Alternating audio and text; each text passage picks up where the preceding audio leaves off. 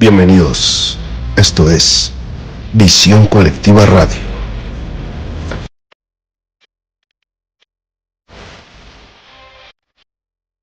Unidad y recuperación sin fronteras.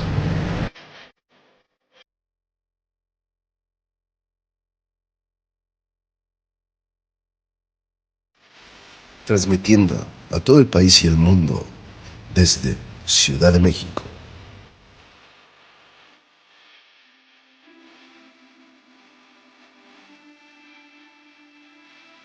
Visión Colectiva Radio.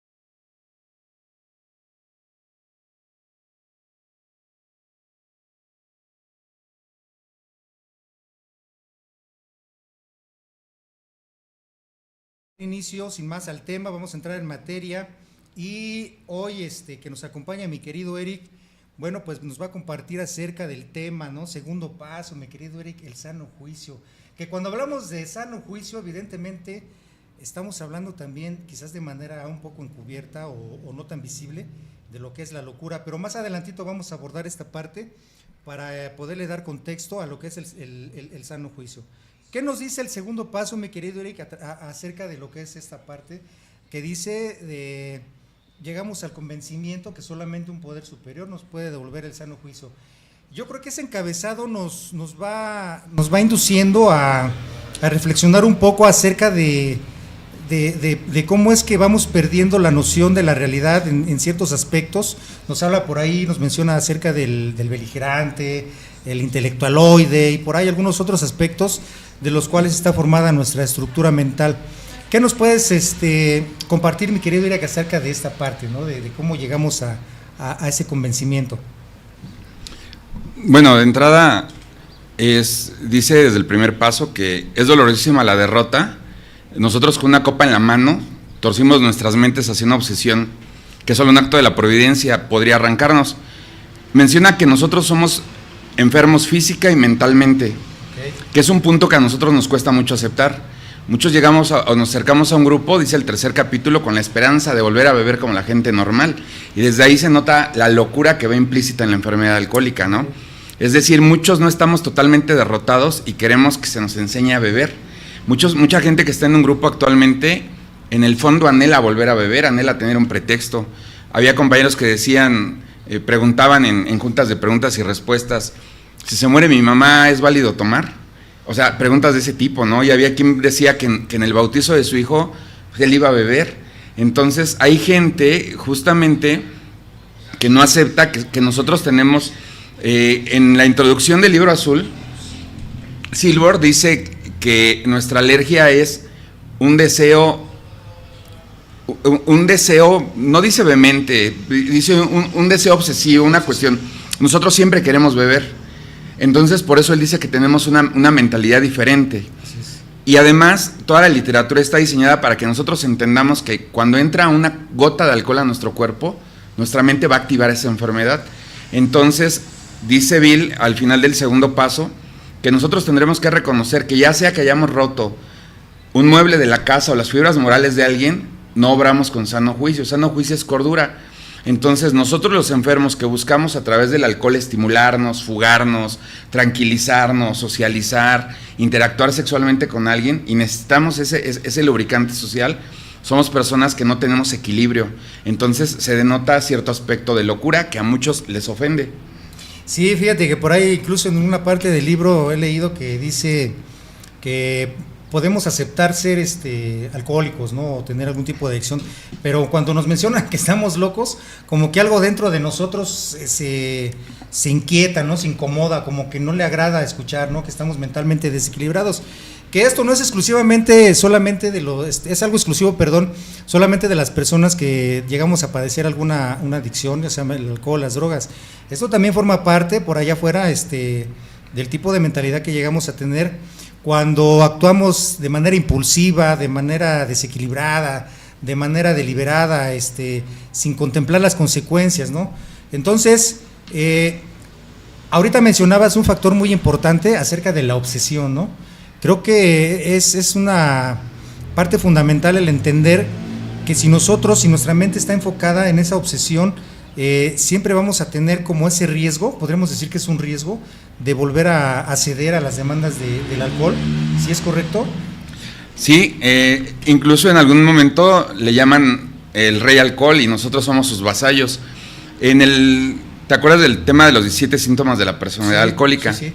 Donde Ernesto Lamoglia, interactuando con los grupos de alcohólicos anónimos, él hace un patrón de la personalidad de un individuo enfermo sin beber. Y justo en uno de ellos, en un síntoma, él llama la incapacidad de asimilar experiencias. Dice que nosotros somos incapaces de asimilar aprendizaje. Tenemos una mente volátil. Dice, el alcohólico, por eso cuando bebe y está bien crudo, y en el momento jura no volver a beber, a los 15 días dice, no, yo creo que me equivoqué, ¿no? Tal vez era adulterado, tal vez bebí de lo que no era correcto, pero creo que ya estoy capacitado para... Dicen, locura es hacer la misma cosa una y otra vez esperando diferentes resultados. ¿No? Por eso muchas veces intentamos regresar con la misma persona con la que tanto daño nos hicimos, ¿no? Pensando que ya cambió, ya fue a escribir, ya está en su grupo, ya es delegado y ya es otra persona. No, seguimos siendo los mismos.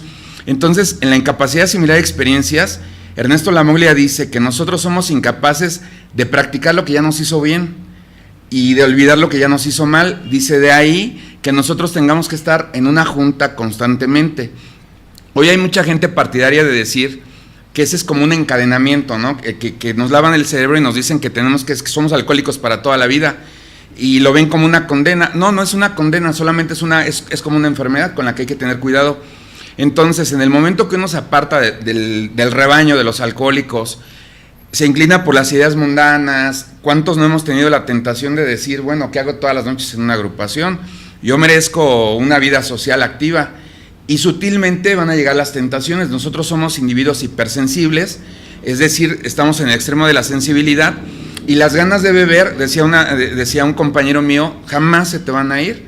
Dice, obviamente la recuperación no es estar curado del alcohol, porque no existe una cura, existe la recuperación, que es justamente evitar la tentación de beber.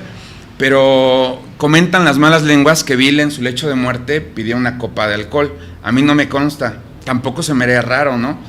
Es decir, muchos de nosotros en algún momento crítico hemos tenido la tentación, la idea de decir, ¿qué pasa si me tomo una? Cuando hay trabajo, cuando hay apadrinamiento, cuando hay práctica, uno sabe, me decían a mí, que bebiendo solo vas a empeorar todo.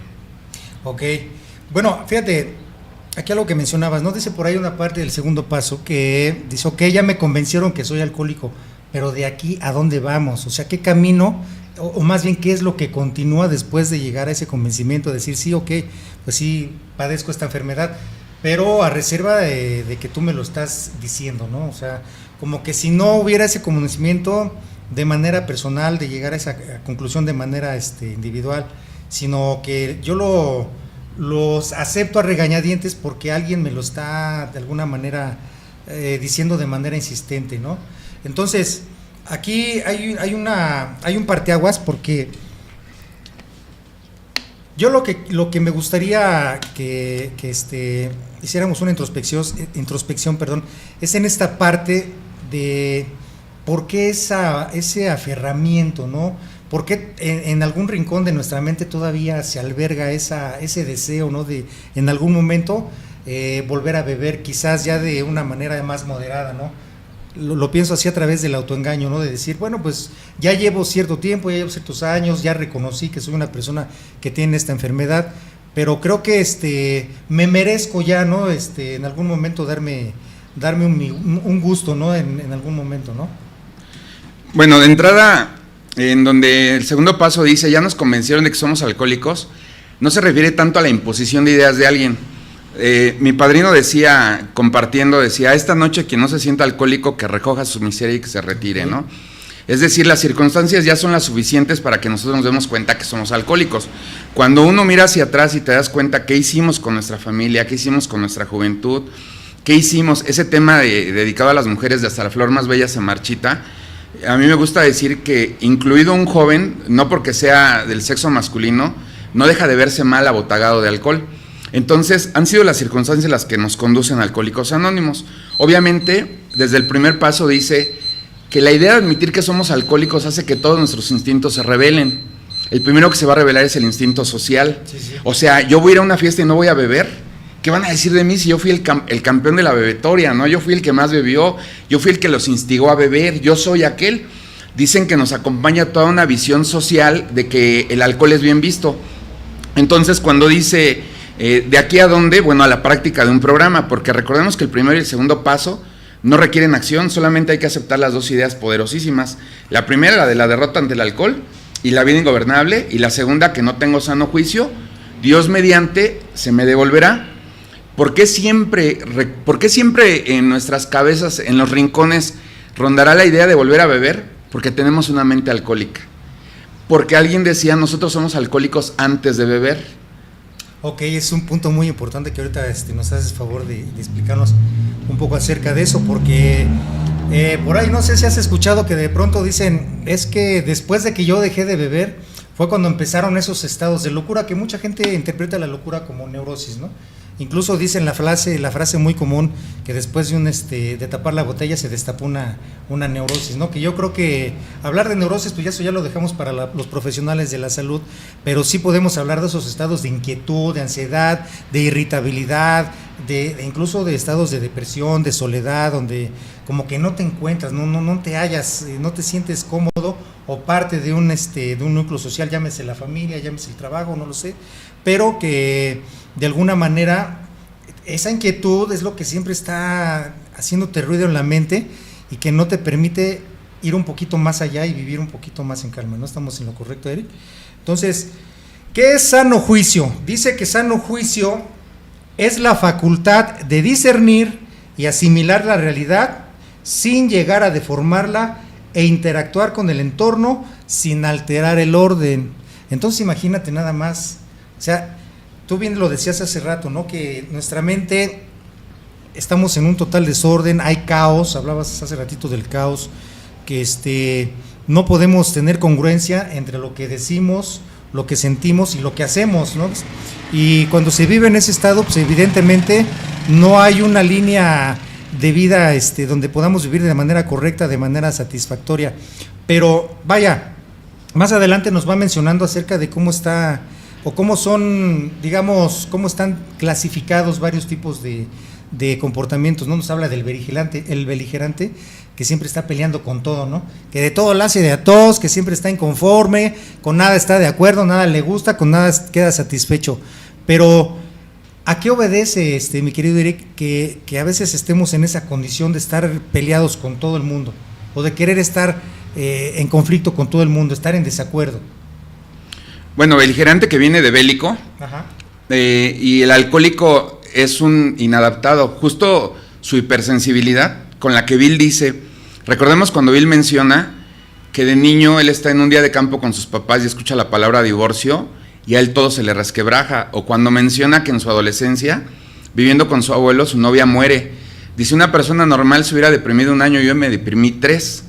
Esa hipersensibilidad que a nosotros los alcohólicos nos hace ser demasiado sensibles, un rechazo nos afecta mucho, un fracaso nos hunde, un triunfo nos emborracha. Nosotros somos demasiado sensibles, incluso hay quien dice que debemos de traer un letrero que diga frágil, trátese con cuidado. Sí. Eso hace que nosotros siempre seamos inadaptados desde la casa. No sé si sea tu caso, George, pero al menos en el mío, yo conozco gente que vivió cosas parecidas o diferentes o peores que las mías y no terminaron en una esquina, en una banqueta tirados. Es decir, nosotros tenemos una fragilidad y una vulnerabilidad extrema. Eso hace que siempre estemos en condiciones difíciles. Por eso cuando llegamos a un grupo y somos bien tratados, estamos felices. Pero cuando llega el amor adulto, cuando llega la responsabilidad, cuando llega la invitación a servir, cuando nos cuestiona la falta de compromiso, nos ofendemos y nos resentimos. Somos los reyes del resentimiento. Por eso Bill hace tanto énfasis en el 5º capítulo de cuidar el resentimiento, que es el ofensor número 1. Menciona en algún texto Bill, en La próxima frontera, dice: yo he sido el campeón de las recaídas, hablando de la depresión. Somos alcohólicos extremistas, entonces son nuestras emociones volátiles las que siempre nos hacen estar chocando con todo y con todos. Ok, ese es muy buen punto. Y bueno, pues esto tiene mucho que ver con lo que viene más adelante, ¿no? En el trabajo del 4º y el 5º paso, referente a lo que es el análisis a nivel personal, ¿no? Y lo que es la expresión de esas emociones que han estado reprimidas, pero eso viene mucho más adelante. Entonces, bueno, eso en la parte de ser una persona beligerante, ¿no? Y fíjate, no habíamos hablado, tocaste un punto también muy esencial, el conocer esa parte de nuestra hipersensibilidad, ¿no? Nosotros sentimos, si no al doble, yo creo que al triple o al cuádruple, ¿no? De lo que podría denominarse como normal. Yo creo que sí, eso es derivado de conflictos que traemos arraigados desde la niñez, que quizás no tuvieron una interpretación adecuada para poderlos digerir o metabolizar mentalmente y que no me afectaran en una vida futura, ¿no? Porque dentro del contexto de lo que es los grupos de 4º y 5º paso, se habla mucho acerca de heridas del alma, el niño interior y todas esas cuestiones que yo quiero suponer que tienen mucho que ver con el hecho de ser personas hipersensibles, personas que con un pinche rasguño ya te quieres ir al hospital y que no alcanzas a asimilar la realidad externa de una manera apropiada para que no te cause ningún conflicto, ¿no? Pero bueno, aparte de eso, también viene la mentalidad del autosuficiente, ¿no? Del que cree que no necesita de nada ni de nadie, que con sus propias capacidades ha logrado subsistir y sobrevivir y puede lograr incluso poder dominar una enfermedad de esta naturaleza. ¿Qué opinas de eso, mi querido Eric? Sí, menciona desde 2 rubros la autosuficiencia, desde el económico, dice: cuando éramos jóvenes, y ahí menciona la palabra, la presunción de la juventud, sí, que es incluso un tema. Cuando uno es joven, decía mi padrino, tienes 2 problemas para quedarte: uno, admitir que eres alcohólico, y el otro problema va a ser tu juventud, porque muchas veces la juventud nos hace inconscientes. Al menos cuando yo llego a un grupo, yo escuchaba hablar a los viejos, y yo siempre pensé desde mi silla: ellos por pendejos, ¿no? Ellos porque no saben, ellos porque no pueden, yo les voy a demostrar. Hasta que, bueno, el día de hoy estoy viejo dentro de una agrupación y me doy cuenta que sus palabras no eran en vano. Entonces, respecto a esta cuestión, cuando las mieles de la vida nos parecían acompañar, es decir, la riqueza, el amor, los triunfos, uno no se puede diagnosticar alcohólico, uno no lo acepta. Por eso dicen que una persona que tiene dinero, trabajo y pareja difícilmente va a llegar a un grupo. Es decir, no desperdicies tiempo pasándole el mensaje a él, ve al que ya está mal. Y por otro lado habla del intelectualmente autosuficiente, el individuo que es demasiado capaz intelectualmente y que eso hace que él crea que no es alcohólico.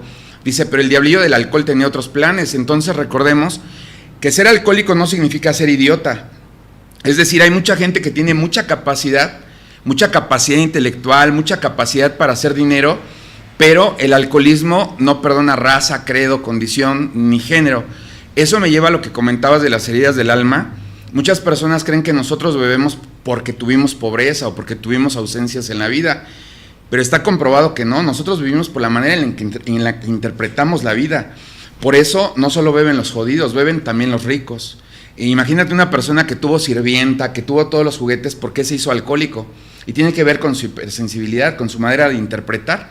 Dice Bill en el 4º paso, así es que nosotros bebíamos por esos instintos desbocados, por esta exigencia de la expectativa y el deseo desbocado hacen que nosotros bebamos. Entonces nosotros queríamos todo aquello que no podíamos obtener. En el 2º paso habla de que le hicimos a Santa Claus una carta de regalos imposibles de cumplir. Queríamos un padre sano, correcto, proveedor, responsable, cariñoso, amable, detallista. Queríamos una mamá que tuviera buen sazón, que fuera cariñosa, queríamos todo. Eso nos hace sufrir. Sí, definitivamente. Y bueno, creo que ahí esta parte donde hablabas y mencionabas ahorita acerca de la interpretación, creo que es uno de los factores fundamentales que determina nuestros estados anímicos en un futuro debido a las situaciones que vamos atravesando. Dice por ahí, no me acuerdo si es una frase por ahí de quién la dijo, bueno, ahorita me acuerdo y se las comento. Dice que no son las circunstancias las que nos afectan, sino la interpretación que nosotros les damos a los sucesos, ¿no? Y eso es lo que nos va a ir de alguna manera condicionando en nuestros estados posteriores, nuestros estados de ánimo. Y bien, vamos a ya me gustaría, Eric, ahorita que viéramos un poquito más a fondo lo que es la otra cara de la moneda, de lo que es el sano juicio, que estamos hablando de locura, para poder entender con más claridad a qué nos estamos refiriendo. Esos estados de locura llegan a ser adictivos, llegan a ser gratos, cómodos. O sea, una persona que se sabe o se reconoce, digamos, loca, desequilibrada, puede incluso llegar a verlo como algo que es favorable para su persona. Sí, hay gente dentro de los grupos que comentan, dicen, del defecto haces una virtud. Sí. Yo he conocido personas que a sus estados iracundos dicen, yo no le bajo porque se me van a subir a las barbas. Incluso personas que dicen, yo la ira la agarro como impulso, como gasolina. Y eso es incorrecto. El 10º paso habla de que nosotros no podemos darnos el lujo de la ira. Dice, nos puede echar a perder un día, una semana, toda una vida. Entonces, efectivamente hay personas, no quiero entrar en una crítica encarnizada, pero hay personas, a mí me ha tocado hablar en grupos donde a veces las personas te dicen, ya háblame de ti, ¿no? O sea, si te invitan con un tema de recuperación, ellos quieren que tú hables de borracheras, de excesos, de cosas que hemos vivido, pero hay gente que es partidaria de escuchar siempre enfermedad al rojo vivo. En algún momento un compañero mío decía, a la gente no le gusta ilustrarse, no le gusta la medicina, le gusta regodearse en la enfermedad. Entonces sabemos quienes tenemos una interpretación inadecuada del programa, es decir, todos hemos conocido a estos compañeros, me incluyo entre ellos, irresponsables, sin palabra, y que te dicen, pues estoy enfermo, ¿qué esperabas? Pero justamente el sano juicio es un reconocimiento. Hace ratito que hablabas de cómo estamos divididos o fragmentados entre lo que decimos, pensamos y hacemos. Los alcohólicos comentan que cuando practicamos los 3 legados se frena esa desintegración. Un alcohólico tiene que ser un individuo que practique su recuperación, la unidad y que haga servicio.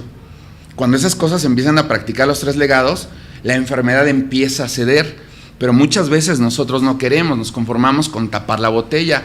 Y es cuando hablan de los alcohólicos que están bailando en la cuerda floja, los que practican el primer paso y el 12º paso únicamente. Ok, fíjate, qué interesante esta parte, ¿no?, que mencionas, porque a veces uno hasta como que haces presunción, ¿no?, o como que hubiera una competencia dentro de las agrupaciones de ver quién es el que está más loco, quién es el que ha cometido más fechorías y que ha salido salvo de ellas, quién es el que es más, digamos, más atrevido, más aventado, ¿no?, dentro de... Cuando en realidad no es algo agradable, la verdad, porque esas crisis de locura hacen sufrir bastante. A veces nuestra imaginación, nuestros malos pensamientos, la perversa enfermedad, cuando está haciendo ruido dentro de nuestra cabeza, no es agradable porque se siente mucha inquietud, de pronto hay confusión, de pronto tienes incluso miedo, ¿no?, de no saber cómo ir controlando todos esos estados, ¿no? No sé si a ti te ha pasado, mi querido Eric, que de repente estás bien, pero de un momento a otro como que pierdes la calma, quizás así como que de manera repentina, sin motivo aparente, ¿no? Precisamente derivado de esos estados de locura que se llegan a padecer, que hablamos de locura en términos de desequilibrio, de que no hay congruencia en nuestra forma de actuar, o que nuestro actuar a veces es impulsivo, ¿no?, sobre todo, y que no vamos calculando las consecuencias de lo que vamos haciendo y nos dejamos llevar, ¿no?, por nuestros bajos instintos. Fíjate, hace mucho yo escuchaba a un compañero hablar precisamente de este punto de locura, donde él decía que él ya había llegado incluso a tener ya problemas de nivel psicótico. Él hablaba ya de alucinaciones, hablaba ya de delirios auditivos, delirios de persecución. Decía que él sentía mucho miedo en las noches, no podía dormir, padecía insomnio, y que su mente ya empezaba a generar ciertos pensamientos de autodestrucción, ¿no?, para no utilizar otro término. Esto es consecuencia de haber suspendido la ingesta del alcohol o de la droga, o estos estados no aparecían de manera tan tangible y tan visible, precisamente porque una sustancia, llámese alcohol o droga, impedía la expresión así más, más abierta de ello. Yo no sabría responderte, no necesitaría conocerlo, pero desde hace rato que hablabas de la infelicidad o la insatisfacción que sentimos cuando dejamos la bebida, nuestra vida de repente giró en torno al alcohol totalmente. Nuestros amigos eran borrachos y no era coincidencia ni casualidad, nosotros nos íbamos juntando con ellos. A mí, una persona que no bebía se me hacía aburrida, se me hacía una persona fresa, se me hacía una persona que no vivía el peligro de la vida.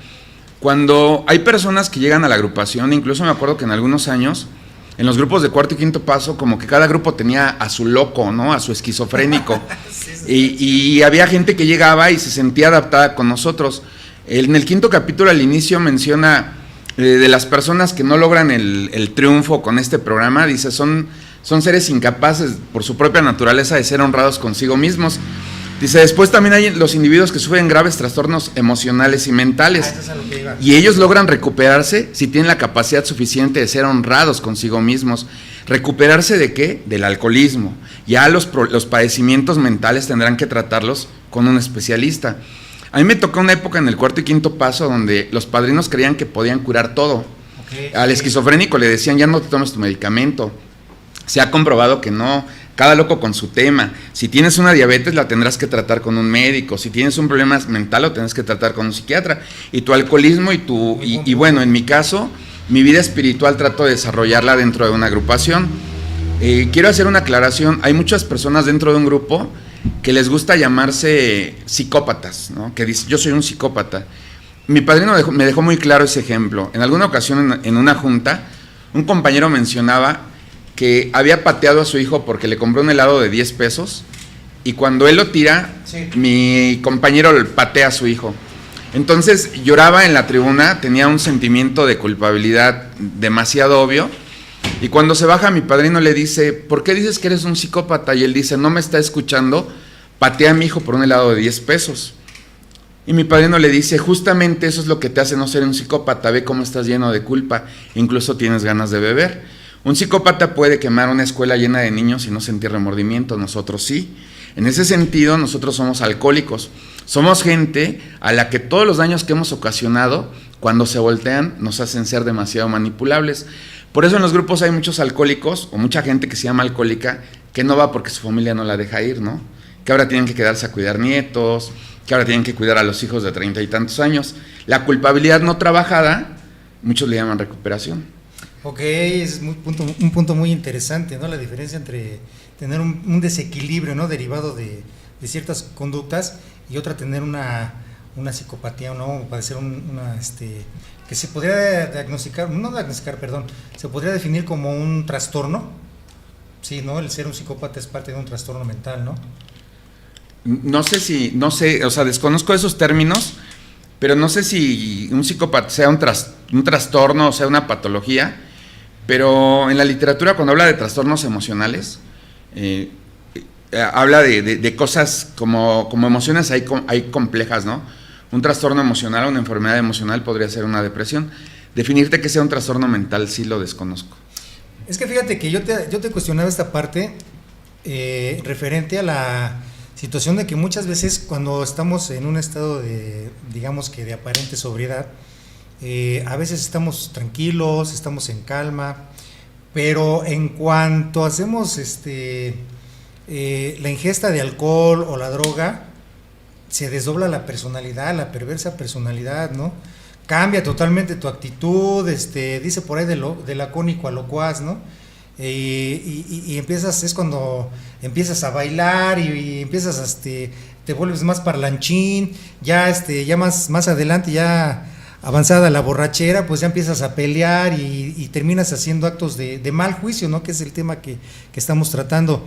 Por eso preguntaba si es muchas veces que a través del alcohol o de la sustancia es donde esos estados de locura aparecen de manera deliberada, o viceversa, ¿no? que muchas veces yo tuve que utilizar la sustancia para poder calmar esos estados de locura, porque hay quienes tienen ese tipo de conductas sin beber una gota de alcohol ni ningún tipo de sustancia que les pueda alterar sus estados de conciencia. Pero ven, tú que lo enfocas de esta perspectiva de no creer que todo el mundo está así tan dañado, por decir algo, pues creo que es bueno hacer esa distinción, porque sí, fíjate que es algo que pasa muy común en los grupos, que a veces hacemos autodiagnósticos sin tener fundamentos, sin tener un estudio, sin tener conocimientos. A veces ni siquiera asistimos a una terapia con los profesionales de la salud, que son, creo que las personas calificadas para que nos puedan hacer un diagnóstico exacto de qué es lo que estamos padeciendo. Y se habla mucho de que eres depresivo, ¿no? O eres obsesivo, o eres neurótico, ¿no? O tú tienes determinada patología, ¿no? A veces sin conocer el contexto de lo que significa eso, ¿no? Pero lo que sí sabemos a ciencia cierta es que muchos de nuestros actos cometidos con o sin alcohol o con o sin droga, pues no fueron de muy buen sano juicio, o sea, fueron actos que definitivamente tuvieron que ver con estados de perturbaciones que de alguna manera tenían como base lo que mencionabas hace rato, ¿no? Ese pasado que a veces está sin resolver y que yo me quiero enfocar ahorita en el siguiente tiempo, no sin antes enviar saludos. Dice Francisco Sierra, buenas tardes Francisco, gracias por acompañarnos esta tarde. Carlos Pérez, ¿qué tal? Saludos y bendiciones, saludos mi querido Carlos Pérez. Noé Cepeda dice, excelente, desde Toluca, saludos hasta Toluca. Envíenos sus comentarios, envíenos sus preguntas para darle respuesta esta tarde. Estamos hablando del sano juicio. Estamos nada más echando un vistazo así de manera, digamos, superficial, porque profundizar en este paso creo que abarca muchísimo, son muchas cuestiones las que se tratan dentro de, pero lo que queremos dejar ahorita en relieve, primero que nada, que es el sano juicio, que son los estados de locura, de dónde vienen esos estados de locura.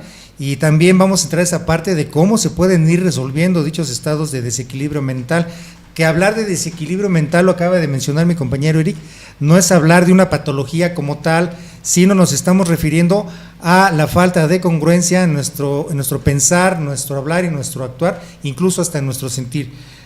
Vamos más adelante, mi querido Eric, ¿qué nos compartes acerca del segundo paso referente al intelectualoide, ¿no? Al que todo lo quiere resolver a través de la mente, que no necesita de un poder superior, que no necesita saber de Dios, que él con el poder de la inteligencia puede resolverlo todo? Bueno, es una tentación habitual. De por sí hay gente que dentro de una agrupación a veces no tiene demasiado respaldo académico y aún así se siente inteligente. Okay. Es una tentación. Dice la literatura que nosotros somos idealistas en bancarrota y además tenemos una visión generalmente que no coincide con nuestra realidad. Tenemos una opinión demasiado buena de nosotros mismos. Algún alcohólico a mí me decía que muchos alcohólicos dentro de los grupos se llaman agnósticos. Él comentaba con cierta precisión, dice, agnóstico es Bill. Bill tenía muchos estudios que le impedían creer en Dios, dice, y él me decía, pero tú leíste nada más el libro Vaquero, entonces tú no eres agnóstico, tú eres un desorientado. Sí. Y me ha tocado ver resultados y me ha tocado practicar resultados cuando de repente alejamos el factor Dios. En la tercera tradición, cuando habla de Ed, el blasfemo, donde él dice, a mí me agrada mucho lo que ustedes hacen, pero ya dejen a Dios de un lado, ¿no? Eso me incomoda. No queda preciso si bebe o no bebe. La cuestión es que encuentra una Biblia debajo de la almohada del hotel donde él está, y creo que todos nosotros hemos encontrado que el factor Dios es importante. La racionalización es peligrosa. Recordemos la segunda tradición, cuando Bill en un mal estado económico, es abordado por Charlie Towns, el dueño de la clínica donde tiene su despertar, su manifestación, su experiencia espiritual es el término. Y Charlie le dice, Bill, ¿por qué no te vuelves un terapeuta con diploma, ¿no? Sin diploma. Entonces, cuando él va en el metro, le llega una voz bíblica, incluso dice palabras de la Biblia que dice, de acuerdo al trabajo es el salario.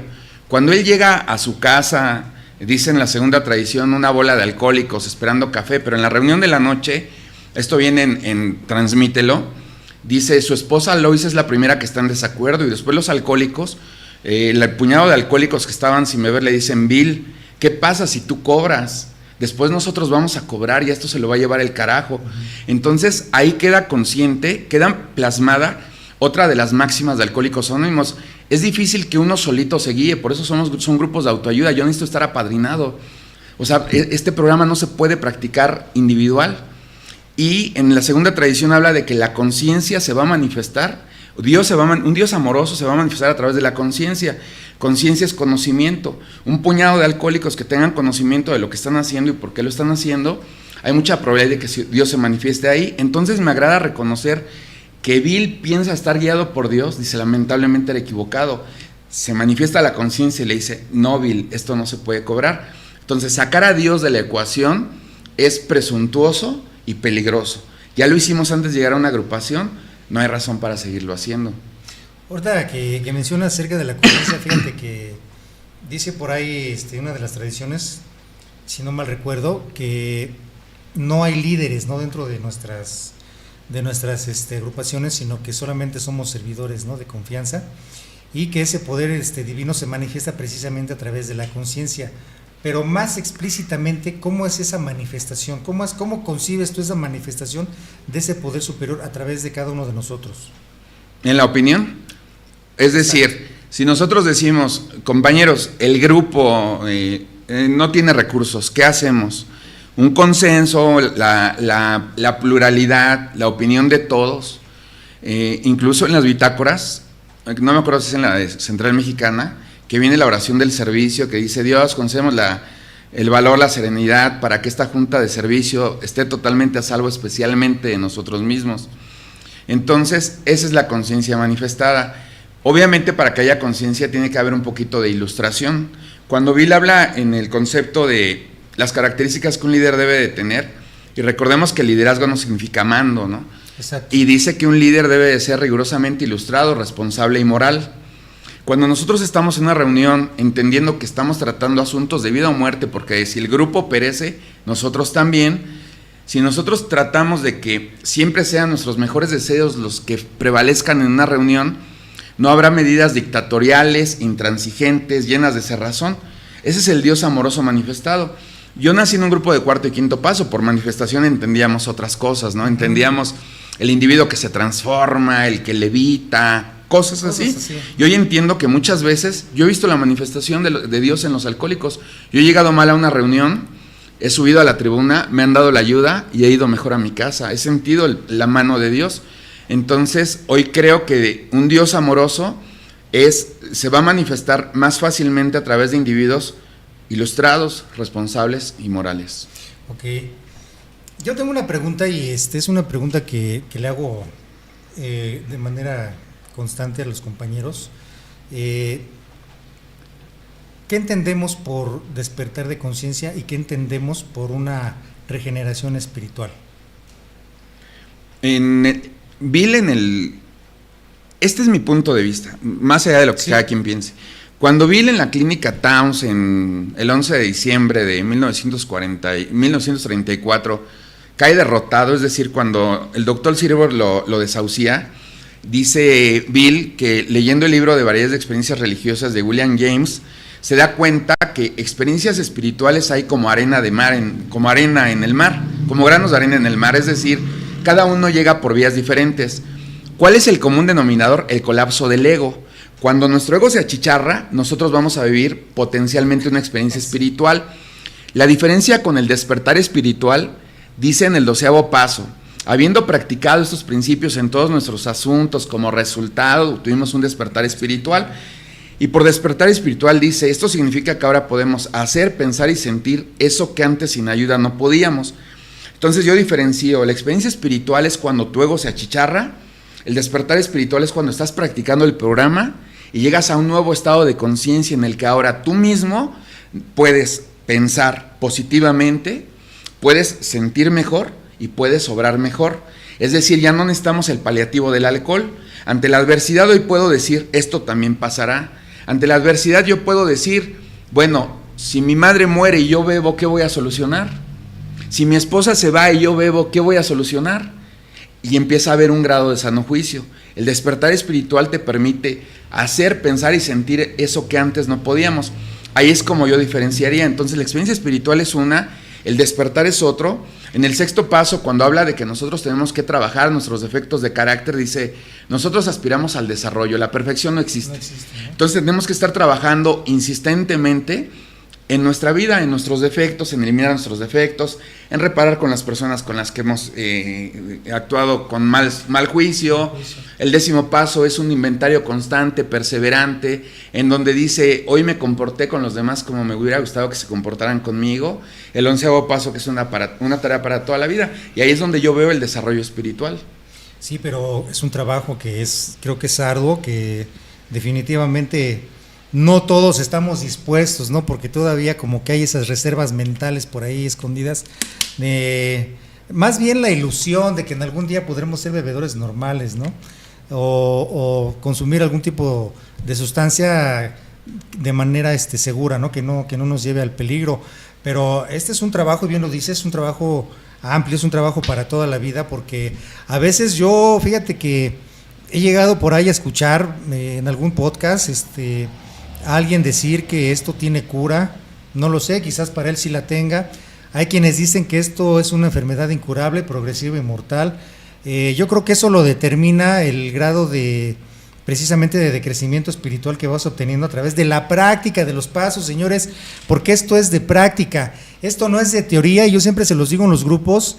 A veces en los grupos se da la situación de que esas reuniones, hablabas ahorita de cómo a través de la opinión se manifiesta ese poder superior, pero muchas veces no es el poder superior, es tu enfermedad la que está hablando, y me refiero a esa parte donde hay grupos que solamente se habla de enfermedad, hay llanto, hay autoconmiseración, y siempre se busca como que ese apapacho, como que ese abrazo de consuelo, pero eso no nos da de alguna forma recuperación, como lo sugiere el libro de los pasos, de los 12 pasos. Lo que nos da verdadera recuperación, un estado de equilibrio mental y emocional, es la práctica de los 12 pasos, ¿no? Hablábamos acerca del tercer paso, cuarto paso, que es introspección, quinto paso, que es la expresión de todo aquello que ha estado oculto, reprimido, sexto paso, en lo que es ya dejarlos, tener la determinación de dejar ya los defectos de carácter, ¿no? Séptimo paso, llegar a tener un poquito de humildad, que de humildad los alcohólicos no tenemos nada, ¿no? Dice, solamente la vamos obteniendo a través de las repetidas humillaciones que nos va presentando la vida. Entonces, octavo paso, tu lista de reparaciones. Yo recuerdo que aquella primera experiencia me dieron una lista de reparaciones como con 5 o 10 cosas que yo tenía que hacer, fui, las hice, pero nada más las hice así como un requisito, y el resultado es que no sucedió nada como yo lo esperaba, sino que esto tiene que ver mucho con un cambio psíquico. Es correcto, mi querido Eric, lo que menciona el libro azul, ¿no? Hacer un cambio psíquico completo, crearse una nueva conciencia a través de la experiencia, a través de lo que vamos aprendiendo, porque esto es determinante para que nosotros entonces podamos interpretar de manera diferente y apropiada lo que estamos viviendo el día de hoy, ¿sí? Hoy por hoy, quienes han llevado a la práctica los pasos, las sugerencias de los padrinos, quienes son constantes en sus grupos y han ido aprendiendo y han ido entendiendo, creo que tienen una visión muy diferente a como cuando llegamos por primera vez, ¿no? Hoy ya no actuamos por impulso, pensamos 2 veces lo que queremos hacer, que normalmente no son cosas buenas, buenas hablando en términos morales, pero más bien diríamos que no son convenientes para nosotros mismos, porque al final quienes vamos pagando las consecuencias somos nosotros, ¿no, mi querido Eric? Sí, efectivamente. Respecto a si hay cura o no hay cura, el segundo capítulo lo menciona, escrito en 1939 del libro azul, menciona: hasta el día de hoy la ciencia no ha logrado curar a un alcohólico, puede que algún día lo haga. Yo considero respetuosamente que la cura no existe, existe la recuperación. La recuperación es el poder resistir a las demandas del alcohol, ¿no? Probablemente por nuestra mentalidad alcohólica, hablando de mí, seguramente se me antojará más adelante, pero dice que nosotros no estamos curados, únicamente tenemos una suspensión diaria que depende del mantenimiento de nuestra vida espiritual. Respecto a esa cuestión, Bill en el segundo capítulo también habla de Jekyll y Mr. Hyde, cuando nos menciona cómo podemos ser unas personas cándidas, de alguna manera decentes, pero cuando bebemos sale esa bestia interior, ¿no? Uh-huh. Que tiene que ver con todos esos anhelos reprimidos. A mí me decían en algún tiempo, afinando detalles con los que yo llego, yo como la sociedad decía, es que a mí no me gusta, es que a mí me gusta el sabor. Y la gente, los padrinos me decían, no, a ti te gusta el efecto. Dice, yo nunca he visto a alguien que vaya y se tome 10 litros de licuado de fresa, ¿no? A un mercado, o deme 2 litros de atole. ¿Te gusta el efecto? Lo dulce es más rico, pero a ti te gusta lo que cambia tu estado de ánimo. Y también, en algún momento, pensaba que el alcohol era una cuestión social, que era una cuestión agradable, que era una cuestión que me hacía mejor persona. Entonces, volteando, te das cuenta que no, que es una falta de sano juicio darte cuenta cómo podemos anhelar volver a beber el veneno, donde dice Jung, veneno es en latín, que ha destruido nuestra persona. ¿Cuántos de nosotros llegamos a una agrupación con las mejores oportunidades de nuestra vida deshechas por causa de nuestro alcoholismo? Con nuestras relaciones más bonitas deshechas, ¿cuánto daño le hemos ocasionado a nuestra familia, a la gente que decimos querer? En el 6º capítulo, donde dice, el alcohólico es como un huracán rugiente que pasa por la vida de los demás, y sin embargo, ante cada tentación, ante cada adversidad, anhelamos volver a beber. Pero además, no nada más en las adversidades, también en los triunfos. Hay alcohólicos dentro de una agrupación que recaen cuando todo les sonríe, cuando se empiezan a olvidar de su agrupación, de su necesidad, de cómo llegaron, cuando la derrota les es ajena. Por eso dicen, ten cuidado con los extremos emocionales, ni muy triste, ni muy alegre, ¿no? Ambos te van a llevar a recaer. Debes de tratar de mantenerte sobrio. Y si te acuerdas en el tema de la sobriedad para hoy, la humildad para hoy, justo dice, he dejado de irme a los extremos, yo hoy encuentro en la sobriedad, en el en medio, un lugar decente. Entonces, es decir, esta tarde yo te podría decir respecto a mí, no soy el mejor, pero para nada soy el peor. No he vivido la mejor vida, pero para nada la peor. No tengo los mejores padres, como tampoco tienen el mejor hijo, pero no son... es decir, los extremos son peligrosos. Sí, definitivamente, ¿no? Y el alcohólico, el enfermo, pues es extremista, ¿no? Es excesivo, ¿no? Y creo que hasta encuentra cierto placer deformado, ¿no? En irse a esos extremos. Pero esto es importante irlo ubicando de manera clara, porque también como alcohólico y como alguien que tiene desajustes de orden mental, tanto en sus pensamientos como en su conducta, creo que siempre tiendes a distorsionar la realidad, ¿no? Exageramos los conflictos y minimizamos a veces nuestras responsabilidades, ¿no? Como que algunas cosas tendemos a exagerarlas, a veces a conveniencia, y otras tendemos a evadirlas también por conveniencia de no entrar a la parte de la responsabilidad. Vamos a ver si hay más comentarios, mi querido Eric. Ya no nos han mandado comentarios. Noé Cepeda desde Toluca, saludos Noé, ¿cómo está el clima por allá? Porque aquí está el calor bárbaro, esperemos que por allá sea un poquito más fresco. Y bueno, pues hasta este momento hemos echado un vistazo a lo que es el segundo paso, el sano juicio. Creo que hay muchísimo más todavía que pudiéramos ahondar, que pudiéramos echarle una revisión, pero para mí el punto más importante es precisamente la cuestión de cambiar el enfoque, ¿no? De lograr cambiar mi mentalidad a tal modo de que no sea tan frágil, ¿no? A la cuestión de recaer, ¿no? De dejarme llevar por esos malos deseos. Es algo que tenemos que poner mucha atención en esta parte.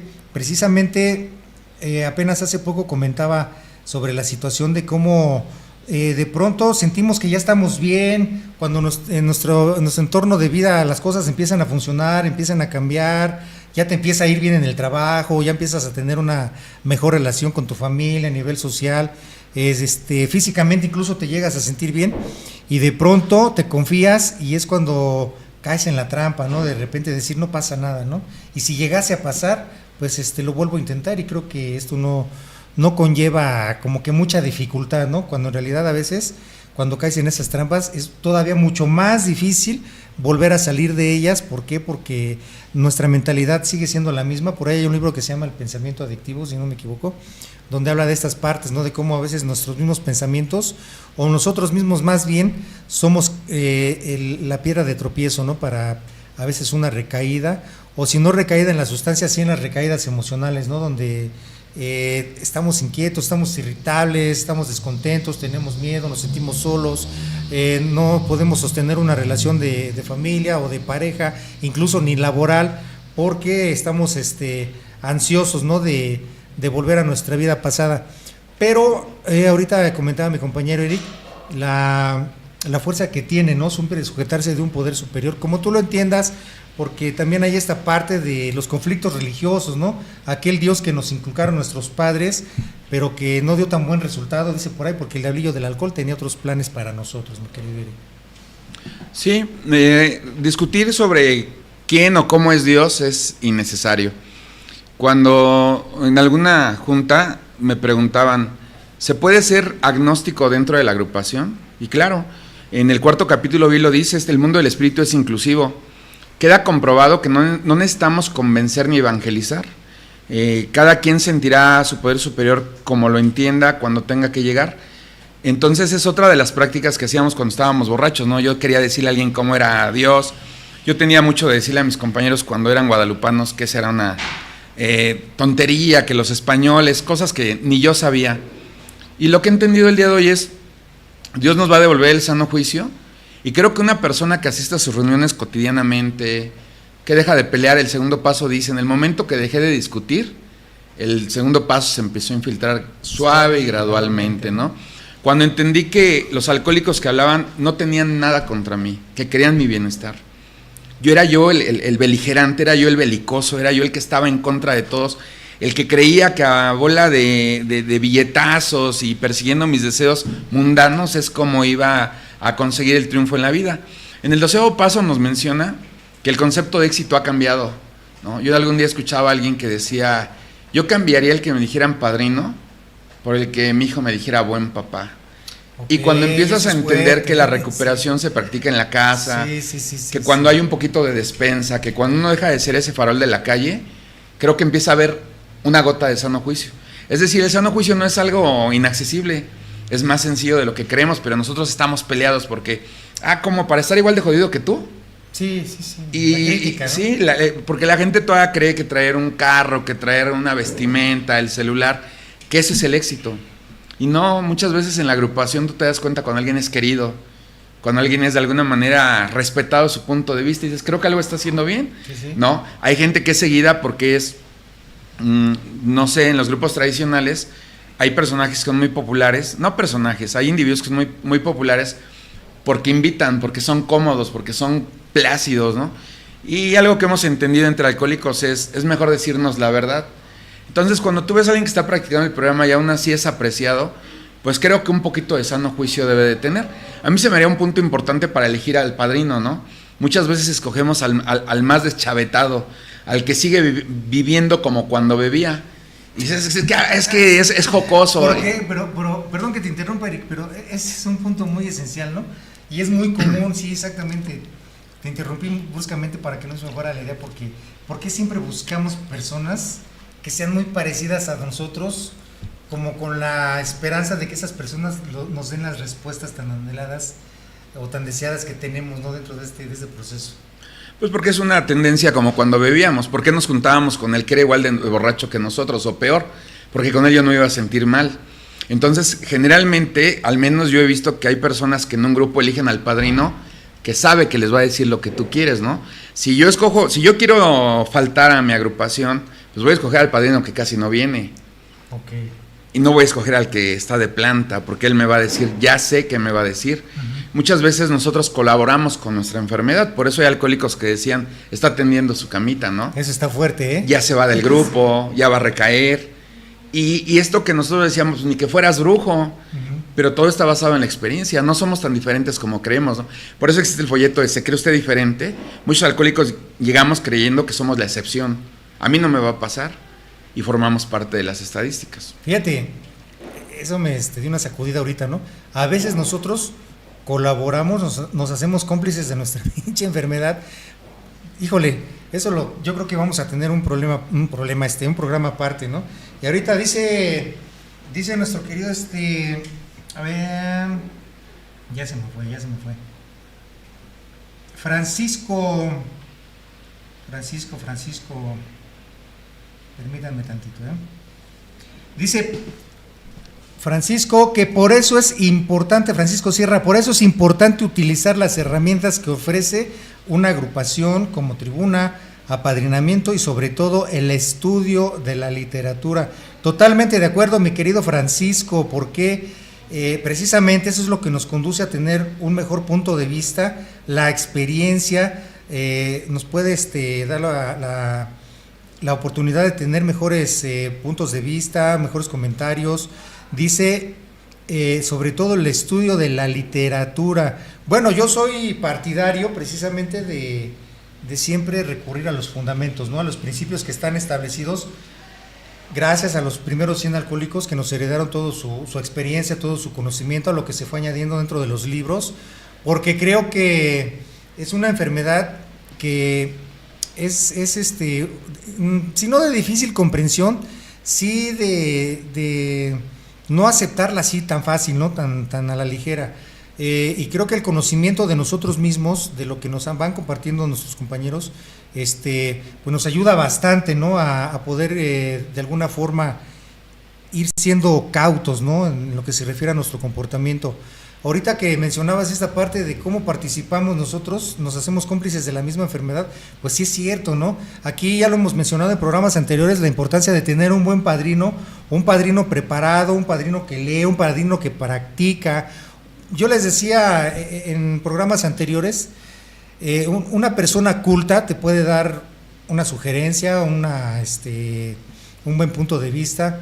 Una persona inteligente te puede ayudar a crear una solución, pero una persona sabia te va a dar el ejemplo, ¿no? Y solamente se puede llegar a ser sabio a través de practicar el conocimiento que vas adquiriendo dentro de este programa de recuperación. Muchos dicen, es que es algo muy difícil. Yo escucho constantemente eso en los grupos, Eric.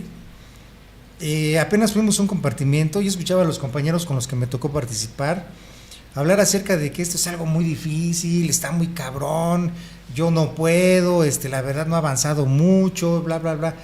Pero, ¿por qué, Eric? ¿Por qué a veces asumimos como que ese pesimismo dentro de un lugar donde se supone es una fuente de vida, ¿no? Esto es para que vivas, para que tu vida vuelva a funcionar allá afuera en la sociedad, pero ¿por qué a veces asumimos esa parte de victimismo dentro de las agrupaciones? Es comprobado que a nosotros los alcohólicos el mal ejemplo reina. En los grupos tradicionales tenían el hábito de cuando un servidor fallaba mucho, lo quitaban del servicio porque decían que era más fácil que el mal ejemplo se multiplicara. Entonces decían, más vale dejar un servicio acéfalo a que el mal ejemplo cunda. Nosotros somos tendientes hacia el lado fácil de la vida, el alcohol, las drogas fueron eso, ¿no? Yo para qué me esforzaba, yo mejor bebía y soñaba con que las cosas iban a solucionar de manera automática. Yo he visto que muchos alcohólicos no nos gusta leer dentro de una agrupación. Es más fácil interpretar, asumir, dar por hecho. Justo ahorita que se mencionaba que el estudio del programa es importante, yo entendí que la interpretación también, porque hay gente que malinterpreta el programa. Hay gente que, por ejemplo, revuelve el 10º con el 4º paso y dice que hay que escribir cada medio año. Disparates que yo he escuchado en donde dices, mira, es bien elemental lo que ahí está diciendo. Pero el alcohólico que dice que el programa es difícil, yo creo que es el alcohólico que no se ha acercado a alguien que se lo facilite, que se lo haga accesible, ¿no? El programa, decían que es un programa fácil para mentes difíciles. Es lo más sencillo, solamente hay que intentar cambiar. Hace ratito mencionabas de un cambio psíquico, es decir, un cambio de objetivos, un cambio de emociones, y el programa se va infiltrando. Vuelvo a insistir en el segundo paso, suave y gradualmente. Suave y gradualmente, pero yo creo que eso lo determina lo que decías hace ratito, ¿no? La constancia, ¿no? El ser constante, el intentar practicar la disciplina, porque, híjole, yo como tengo problema con las cuestiones del tiempo, a veces me dicen, por ejemplo, nos vemos a las 8, terminamos a las 10, pero van llegando a las 9 de la noche, quieren terminar hasta la medianoche, entonces por ahí como que desde ahí se ve el interés que tú tienes acerca de tu propia recuperación, ¿no? Acerca de hacer algo por estar mejor. Pero bueno, hasta ahorita pues todo lo que hemos dicho solamente son nuestros puntos de vista, parte de nuestra experiencia, de lo que hemos vivido dentro de este proceso. Cada uno de nosotros, lo mencionabas ahorita, va dando una interpretación diferente, de acuerdo, eso sí lo aclaro, al nivel de conciencia que se va adquiriendo, porque cuando llegamos, bueno, pues llegamos en ciertas condiciones que no nos permiten ver claramente cómo está nuestra vida en este momento, pero conforme va pasando el tiempo, conforme vas aprendiendo, vas teniendo ya un poco de discernimiento cuando ya vas practicando los pasos, obviamente tu perspectiva de vida va cambiando. Entonces, pues creo que hay mucho todavía que agregar, el tiempo nos apremia, pero vamos a continuar con estos programas hablando de los temas que competen a lo que es la recuperación del alcoholismo, a lo que es la recuperación de la droga también. Vamos a estar hablando de temas que tienen mucho que ver, que están involucrados dentro de este contexto. Más adelante, pues no sé, vamos a hablar tercer paso, cuarto paso, por ahí algún tema de la literatura, pero le vamos a tratar de dar un enfoque con nuestra propia experiencia, cómo la hemos llevado, cómo la hemos vivido, para que tú tengas un punto de referencia y ese deseo sincero vaya acrecentándose en ti para que entonces participes de este programa y puedas lograr una recuperación y puedas lograr el sano juicio. ¿Algo que quieras agregar? Ya estamos entrando a la recta final. ¿Algo que quieras agregar, mi querido Eric? No, solamente comentar que algunos llegamos a considerar que nuestro alcoholismo es una maldición. Yo empecé a beber a los 13 años, casi me mata el alcohol, y cuando llego a una agrupación lo único que he encontrado es tener que ser agradecido con la vida, con la familia que me tocó. Agradezco un taco, agradezco pertenecer a una gran comunidad, agradezco conocer compañeros constantemente, en este caso como tú, agradezco un día de sobriedad, y creo que todo eso es lo que significa una pizca de sano juicio. Un día yo le preguntaba a mi padrino, es que no estoy recuperado, me dice, ¿el día de hoy se te antojó el alcohol? Y le dije, no. Me dice, el día de hoy hay un grado de recuperación. Así de fácil. Me dice, el día de hoy intentaste es una fuga emocional. Le digo, no, el día de hoy enfrenté mis responsabilidades. Pues hay una gota de sano juicio. Por eso te comentaba que el programa es un poquito más sencillo. A veces lo queremos hacer complicado. Sí, más bien eso, ¿no? Te decía, queremos hacer complicado, pero a conveniencia, ¿no? Para no entrarle a ciertas cuestiones, ¿no? Como la responsabilidad, como el enfrentar algún pasado que por ahí todavía está guardado y que pues es doloroso o que no nos gusta verlo. Pero bueno, más adelante vamos a hablar de otras cuestiones. Hoy pues les agradecemos que nos hayan acompañado. La verdad es que es un placer compartir este foro con mi querido compañero Eric. Esperemos que se integre con nosotros y vamos a ir analizando ciertos temas. Envíenos sus comentarios, mándenos sus sugerencias acerca de algún tema que quieran que abordemos en particular. Es muy importante su participación. Y bueno, gracias por acompañarnos esta tarde a través de Visión Colectiva Radio. Nos vemos por aquí el próximo lunes, 5:30 de la tarde, el bueno, el malo y el feo, que ahora pues nada más nos quedamos el malo y el feo, ¿no? Pero bueno, esto así es. Muchas gracias. Quiero mandar un saludo a mi querido compañero Quique Medina, Luis Javier, padrinazo, muchas gracias. Aquí estamos en la lucha diaria. Y bueno, no me queda más que decir que Dios los bendiga. No desistan en su trabajo de recuperación y no descuiden, sobre todo no descuiden su espiritualidad. Mi querido Eric. Muchas gracias a todos. Muchas gracias, Jorge, por la invitación. Felices 24 horas. Felices 24 horas. Gracias, mi querido Eric.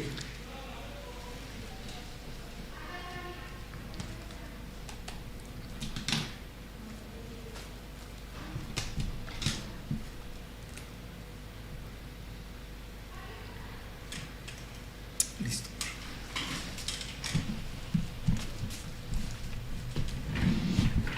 Como Joaquín López Dóriga, ¿no? Ándale. Entonces,